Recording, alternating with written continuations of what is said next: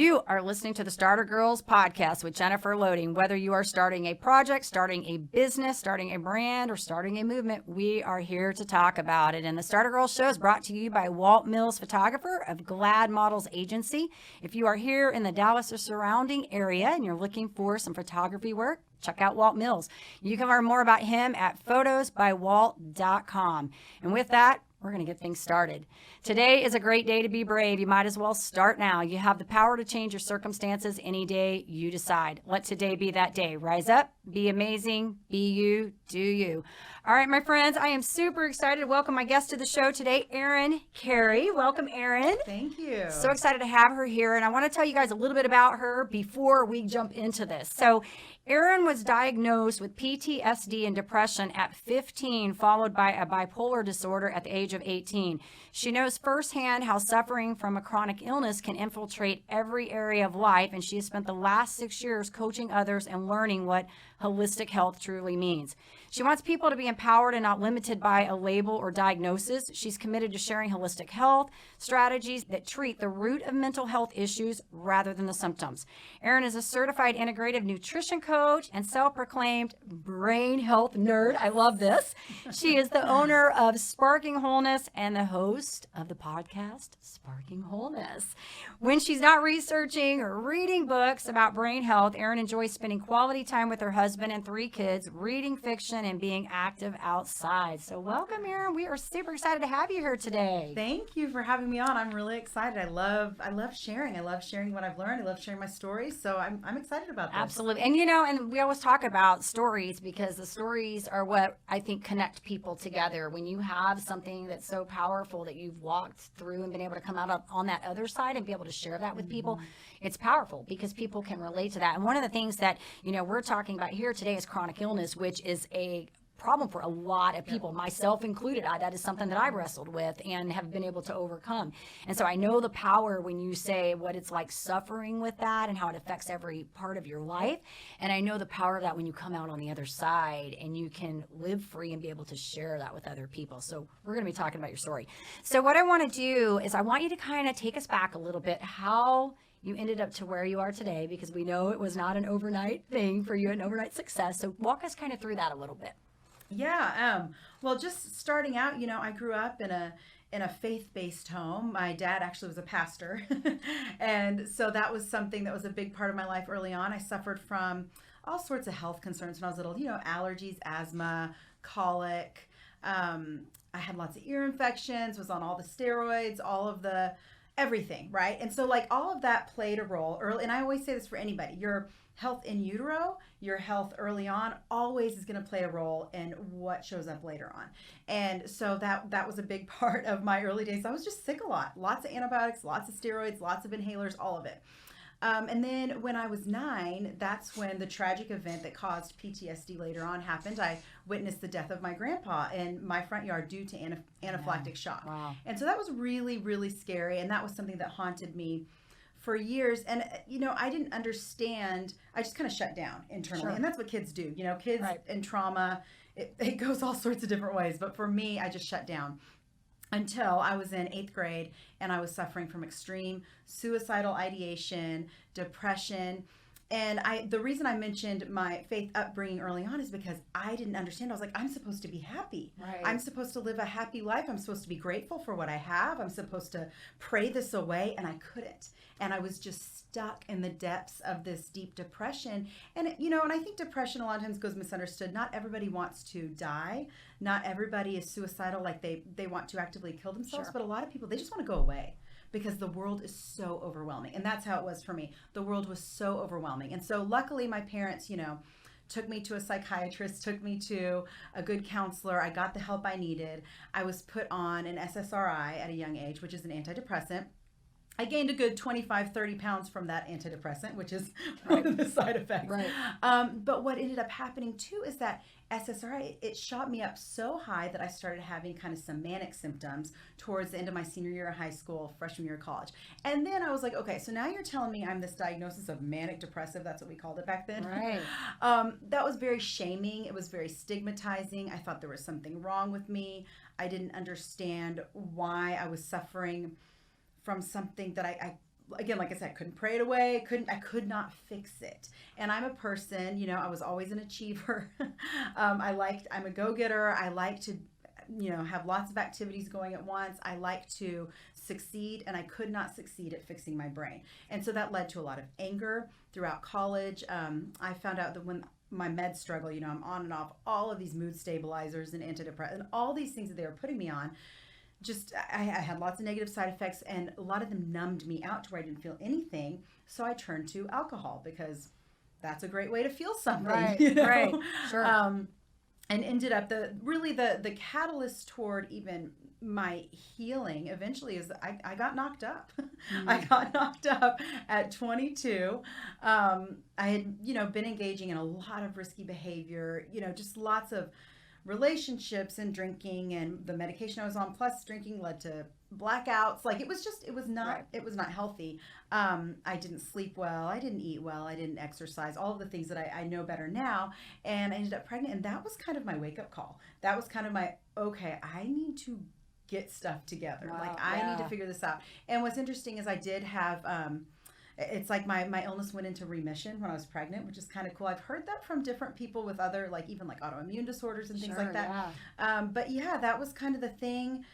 Having my daughter, my firstborn, that was the thing that kind of caused me to take a step back and go, I need to get better for myself, for this person that I don't know yet. Right. And that really kind of led me on the path to healing, to where, you know, I was really stable for probably 10 years. And then 6 years ago, I'm talking, you can You're cut in fine. anytime. You're fine. Yeah. But yeah, that's when a little over 6 years ago, I learned about gut health, the gut brain connection.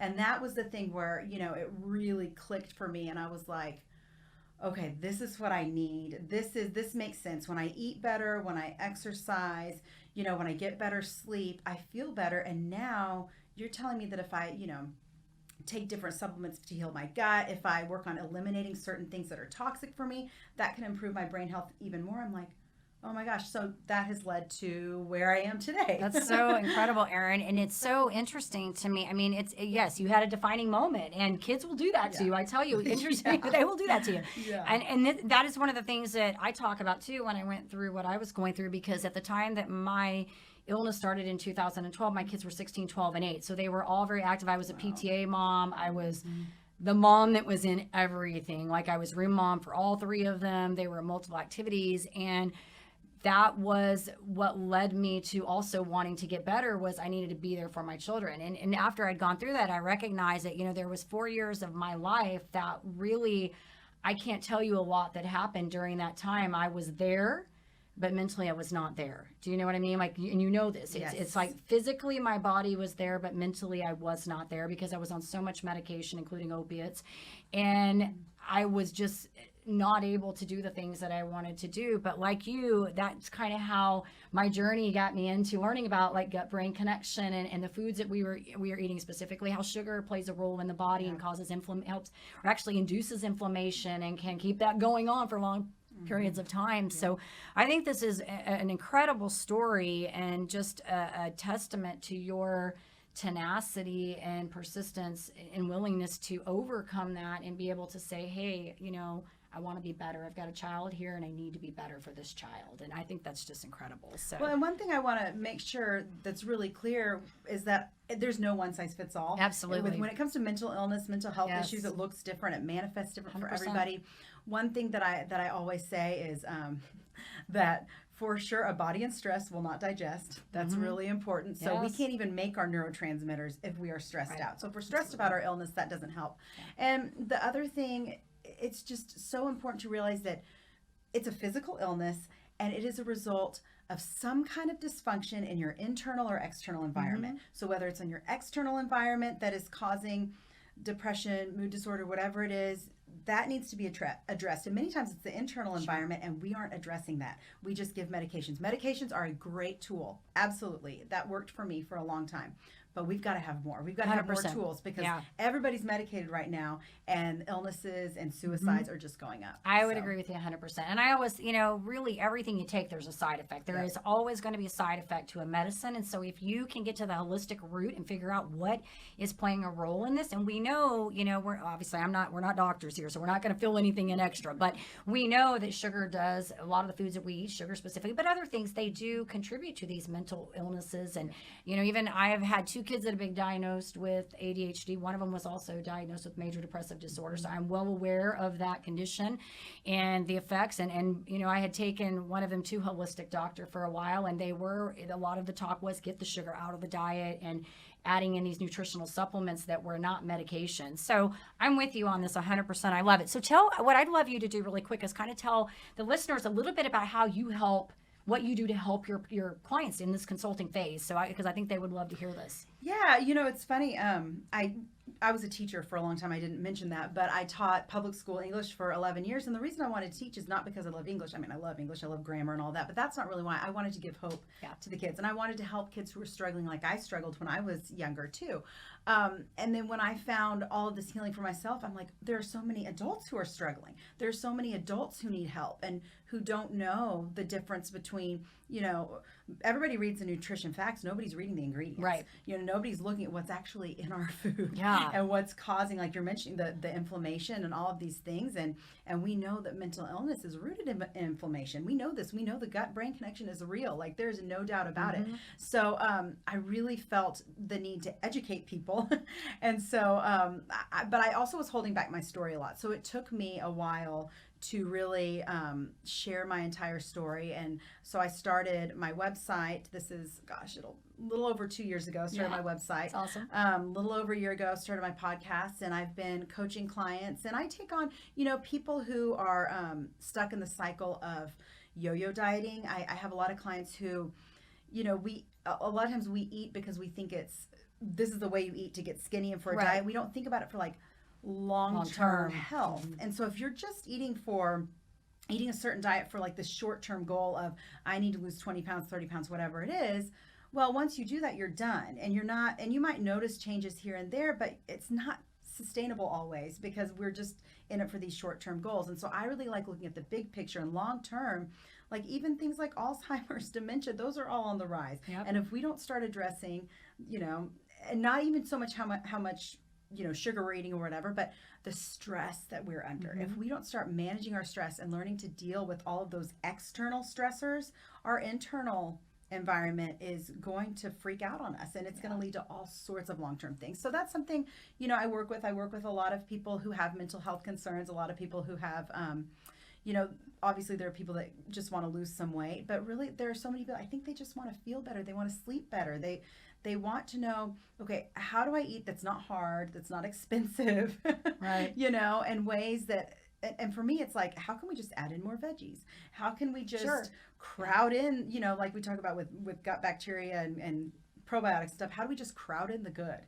Crowd in all those extra things that most people are not getting. Yeah. So this is so good, Erin. I think you and I could probably extend this podcast out for a long time because you and I have a lot of the same. You're doing the other side of what I'm doing because I'm all about the headspace and the mindset, but I absolutely get everything you're talking about because I had to work through all that. So interestingly enough, what I tell people all the time when they don't understand that whole gut-brain connection, I always say, think about the next time you're having anxiety, where do you feel it? In your stomach. Like you feel all the butterflies and the knots and the worry. And why do we get acid reflux? Think about it. Why? See all the connection, because people don't get that. And so you've said so many great things here. And I think you and I, in a way, really, when you said, I look at, the long term, the big picture, this is the way I think too. And this is how I think about medicine, but I also think about healing the body mentally and wellness, because as you were mentioning earlier about stress and all of that stuff, all of that has to be addressed. And health is not just, I've seen so many great quotes this week. I've been looking at things, but I feel like health is not just one piece in a puzzle. It's not just about eating right. It's about all things. It's about the environment, as you said earlier. It's about the people that you hang around with. It's the things that you're reading every day. Are you watching the news? What are you listening to? What kind of activities are you engaging with? And you've hit on so many of these points in this different things. It's about, your exercise that you do. So I think it's great. You're doing a big piece of that. And I love that you're looking at the big picture because you recognize that health is a lot. It really is. It's a whole body approach. And in order to get people to be healthy, we got to address it all. Like we got to get it all. So I think I'm listening to all this. And I'm like, oh, this is such a healthy balance because I know where I need to send my people when they need like the food side. Because I do some of that, but that's not really my favorite part. Yeah. I need to send them to you. I'm more about the mindset and how do we keep them doing that so they continue to eat right and they continue to stay healthy. That's a big part of it. And that way, when you're done coaching with them, we've taught them how to keep going on that path, you know? So I love it. I love what you're doing. So what would you say has been your, I guess maybe, what is the best part of this? What do you love about all this that you get to do? It's my favorite question, by the way. What do I love? I you know, honestly, I love giving people hope and a different perspective. And that's why even, you know, that phrase sparking wholeness is I don't want to fix anybody. Right. I don't want anyone to, oh, my life has changed for the better forever, you know, like, because that's not how life works. Right. But I want to just kind of start a little flame here and there, a little spark that, because that's how it was for me, right? It was little things here and there, like, I started running when my daughter was, I think 2. I was like, I'm going to be a runner, you know, started running. And I was like, well, that feels really good. I kind of like it, you know, after I hated it for a while. Yeah. It's like, I like this. Maybe I'll train for a half marathon. Maybe I'll, you know, and different things with food. It's like, it always starts with something little. And so I just like putting that spark into place, you know, and just seeing what happens and seeing what it turns into. And that's what I loved about teaching. That's why I got into teaching. And that's what I love now is I want people to see that there is hope and there are more tools than what I was told. Take your meds and sleep more. There are so many more tools than that. Yeah, I love it. Okay, so Erin, I'm going to ask you this fun question because you are a runner. So, and obviously mindset is a part of all this, and that's what I am all about is mindset and success. It's like my favorite thing to talk about aside from health. So when you are going after something, what does that look like for you? What's that headspace? Whew, that, you know, it's interesting because my biggest problem when I go after something is I am looking so far down the line that I don't always see what's right in front of me. Yeah. And then I get caught up in those little details and that's what gets me down. Gotcha. So that's a really good question. For me, it's taking day by day, like here's what I need to do today. Instead of looking at, because I have all these goals and all these ideas. And if I start looking too far down there, I'm not looking at what I actually need to do to function today. You know, I still have little kids that I need to take care of. You've got little ones. I still have a husband. I still have like these.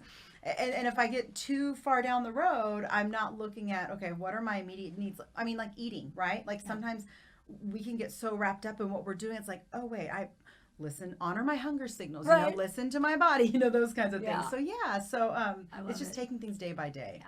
Well, and I can absolutely relate to that because I always say that I'm kind of the visionary, I'm an executor. And so I kind of see things far out and I'm looking at the big picture and I can get boggled down by the stuff in the middle. I don't like planning things. I really just don't enjoy that process of it because when I get to that point, I start losing I feel like I'm taking away from where I want to go, my big picture, and then I just start getting unexcited.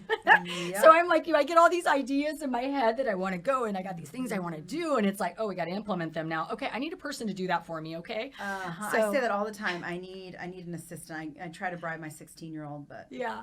Well, I know I've got a 16. I get that. I can absolutely get that. So I love it. So who would you say has been some of your greatest influencers? Maybe somebody that's had an impact on you over the years. Oh gosh, you know what's funny, and this is going to sound so cheesy, but honestly, my husband is the chill to my extraness. I love it. And he has taught me that it's okay to relax and it's okay to just sit and do nothing because that's really hard for me. And so I would say, and it bothers me. I will say, when we go on vacations together, it bothers me because I'm like, let's do this, and he's going, can we just hang? Can we just sit here? Yeah, can we just sit here? And I'm like, why? Who does There's so much right? to do. Yeah. He's a good sport and he puts up with a lot of things, but he's definitely influenced the way that I learned to chill and relax because that's what I need. Because when my mind is going a million miles an hour, I mean, I probably operate on a small scale hypomania most of the time, which hypomania can be a great thing if it's not destructive and if it doesn't get into full blown mania. That's when it's really difficult. But like just that go goal directed, I need to remember to shut it down, and he reminds me of that. And so I would say him for sure. And then, you know, I could always say my mom, you know, she's the one who stood by me through all of the craziness growing up. I feel like these are such cheesy, generic answers. Hey, it's but whatever it is the for you. people in my Yes. life who are so steady and loyal and who have stayed there. They are the ones that inspire me the most because I am not the most steady of people naturally, you know? Sure. Like I've got a lot going, like I joke, I have a lot of tabs in my computer and my brain open all the time. Right. And so I really learn from the people who keep the waters calm because that's how I can learn to breathe, because that is really important too. Meditation, mindfulness, you know, I'm a big 100%. fan of yoga. That's Yes. all so helpful for my healing. So I love it. I'm in the middle right now putting an online coaching program together with another colleague. And it's so funny because these are all things that I talk about in my books, mindfulness and all that. But it's so funny how, you know, I've got a lot of those people in my life too, are that steady. And I talk about it all the time because there are moments where I'm just like, you know, I'm like, because I'm like you, I'm always going in my brain, you know, when I'm listening to people talk, I'm thinking like, how can I help this person? How can I connect them? What can I do? You know, like my brain is just always going, and I have to like really work to shut it off. So I think it's great sometimes when you do have those people that are kind of steady because they remind you that, hey, it's okay to be calm. Yeah. Right? So, because we just want to go all the time. all the time. I do have, out of my 3 kids, I joke about this because my youngest is my boy. He's 16, and he's probably the closest in my personality. Like when it comes to, we argue all the time because we're just like, go, go, go. And we talk the same way. You know, he'll be like, stop yelling. I'm like, you stop yelling. You stop yelling. It's like back and forth. And I'm like, you're talking to me the way I'm talking to you. So I have to laugh about it all the time. But I think it's great when you can find, you know, those steady. And if you think about it, I always joke about this. So can you imagine though, like if you had 2 intense, I almost want to say like the yin and the yang, you know, like if the two, the yangs together, it'd just be like volatile, you know what I mean? Good. Yeah, it'd be like all over the place. So it's good. I love it. So I want to switch gears just a bit, do a couple rapid fire. These are easy, like shotgun questions. You'll be totally fine. So Erin, morning or night person? Both. Hey, it's okay. So you're going all the time. Because that's the thing is I can't shut it down, but once I get up, I'm ready to go. So I'm probably more morning nowadays in my older years. But I'm kind of the same way too. I can go pretty much. I'm up in the morning early. Like I can't even sleep in on the weekends. Like I don't even know how to sleep in anymore. Yeah. Like I wake up and the minute my eyes open, it's like, we got things to do. Got to get out of bed. I got like stuff to do today. My brain's on task oriented mode. And then, so I joked about this. I may have said it on one of my other shows. My youngest got a job. So he's working at one of these little bubble tea places in Carrollton, and he's getting home at like 11:15 at night. And man, I'm talking about from that which hour or whatever between 9 and 11 p.m. at night, I'm like in comatose state because I'm so tired waiting for him to get home, and I cannot go to bed till he gets in. So I've had to start even now like setting my phone alarm for like 20 minutes and take a little power nap in there so I can wake up. So I'm having to do both night and morning too. I get it totally. All right. So cat or dog person? Dog for sure. I'm very allergic to cats. Are you? Do you guys have a dog? No, you know, we had a boxer for a long time. He was the best, but we're potentially thinking New Year it will be dog time. It's been 3 years, and maybe I've healed enough from his loss. It takes a while. It's hard. I get it. We've had a lot of pets, and we've had a lot of pet deaths. Totally It's get awful. it. It is. They become part of your family. I get it. I get it totally. What's your favorite food?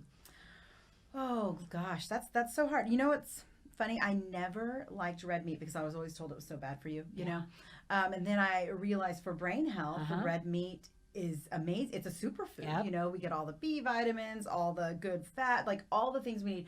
So I finally started liking steak, like a good filet. Not long ago, and my husband makes the best filet, and that sounds really weird just eating at home, but I prefer eating at home because I know how I'm going to feel afterwards. Exactly. Restaurant food, I never know. But yeah, he makes a great filet. Sometimes we do like a cauliflower mash, which I love, you know, maybe put some bacon in there or some greens of some kind. But I mean, like right now I could say I would eat that tonight if I had it, but that's not what we're having. Steak too. So how do you like your steak cooked? I like it pretty pink in the middle. Me too. Yeah. I'm like the flip it, just throw it on, flip it. You don't even need to cook it. Yes. It's like when they call that like blue, I'm like vampire meat. Just flip it one, you know, this way and go back that way and bring it to me. I don't want it chewy. I want it to melt in my mouth. Yeah. I want it chewy. And I did see your post today, by the way, the kale. I love the kale post today. Really, kale. vegetables. Vegetables make me feel good. You know, I want to eat the things that make me feel good. I mean, if I'm going out to eat, we're in Texas, and I love a good Mexican food. You know, but yeah, like mostly I want my meat and my veggies. That's what's gonna make me feel the best the next day. I'm one with you 100% because I did a ketogenic diet for 20 plus months, and I had gotten, very conditioned about the way I would eat. But I also, with that, I got very good at going, when I would go out, I knew what I could and could not eat. But it's so crazy because even to this day, I no longer do full on keto. I do still do low carb, and I know what foods make me not feel good. I know, and I try to stay away from them. And I joke about this all the time because I love ice cream. It never makes me feel good. I love it. I always have to wage war with myself. If I want it, I'm not going to feel good tomorrow, but how bad do I want it? Because I love it. However, I will say I have found keto option ice creams at Sprouts, so I love them. I do buy them, but every now and then I want a real junky one, So I get it. I can relate to that and totally respect that. So if you were stuck on a deserted island and you had all your food and your basic necessities, what would be the one thing you'd have to have? What would be important to you? Man, something to a notebook and a pen. I need to write. I need that. a journal. I need to put words out there. Right. That's how I've been since I was little. Before I could even write, I needed to write. That's where you get all your ideas. You got to jot them on paper, right? You make your to-do list, do your affirmations, everything on the paper. I'm with you. Yes. All right. And one fun last question. This is absolutely my other favorite besides why do you love what you do? If you could be any character or superhero for a day, what would you pick? Ooh, man. You can make it up if you have to. It's funny. My family, everybody loves the Marvel movies, loves them. And I have always been more of an X-Men type of girl. Okay. So maybe I would be, what's the girl that changes? Mystique. Yeah, I want to be Mystique. Like how she can change depending on. I always admire people who are very blendy. I'm not super blendy. I can be real awkward. And I don't always fit in every situation perfectly. I just, with all kinds of people, I also ask too many questions that make you see that I'm an outsider, So Mystique, I like her, the blendability. I think that's good, and it goes with what you said earlier about the extra. I meant to mention, I love that, the extra. I think that's so great. I think isn't that what you said earlier? I had another girl come on here one time and said the same thing about being extra. I like that. Yeah. And you know what? I think owning your uniqueness is okay. Right? It is okay because you learn to. Exactly. So I love it, Erin. I love what you're doing. So if our listeners wanted to learn a little bit more about you, your podcast, where do we go and send them? Yeah. So my website is www.sparkingwholeness.com. And my Instagram is probably where I share the most related to health and wellness and mental health, all of that. And that is at Sparking Wholeness. So yeah, definitely those are and my podcast is everywhere, and it's Sparking Wholeness as well. And we got it scrolling across the screen, but we will make sure when it goes out, we get you tagged. So when's your podcast go out? Tell us about that a little bit. What days is it? My podcast, every Monday I drop a new one. And it's all things related to mental health, holistic health. I got some controversy on there. I've got some mainstream. I just want people to have access to all the information, all the resources, because maybe it would spark a change in some way. So. I do want to say something too about your sparking, because I love that. I think that is so. I like how you derived that name, like how you came about that, because it's not that you're trying to change an entire person. You're just trying to spark a little interest, and even take it so far as to say, hey, I'm trying to encourage you to research. I'm trying to get you to look at yourself a little bit and see, can I make a difference with myself? Can I change something? So I love it. I love what you're doing on that, and it fits so well together. Awesome.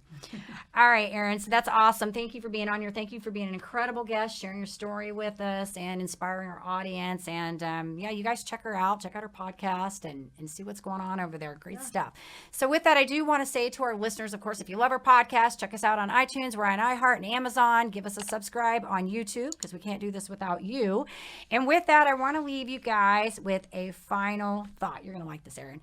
Whatever it takes, you are worth it. Eat food that nourishes your body. Get up and move every day. Treat your mind and body with love and respect. Not next month, not tomorrow, today. All right, you guys take care, be safe, and be kind to one another. We'll see you next time.